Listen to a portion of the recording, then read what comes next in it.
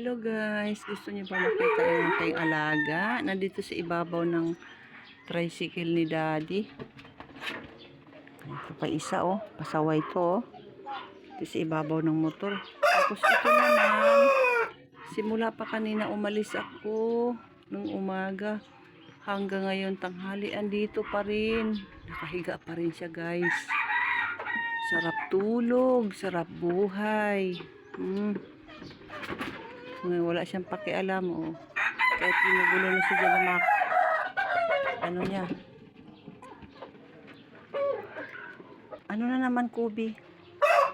Anong problema mo, Kobe? Ha? Anong problema mo? Ha? Anong problema mo na naman? Ha? Ano problema mo? Ha? Ha? Ano nga problema mo? Saway kayo ah. Gusto niyo lagi lang kayo sa gala? Sarap ng buhay ng aking Lucrecia. Ang aking Lucrecia guys. Sarap buhay. Mainit yan ha. Tanghaling tapat yan ha. Tingnan nyo naman. Ano? Ha? Ano na naman? Ha? Ba't ka nakapatong dyan sa ibabaw ng motor ko? Ha? Ba't ka nakapatong dyan? Ha? Ba't ka umakyat dyan? Sige, akyat sana sa ano, dito sana yung punta guys oh. Hindi siya makaakyat kasi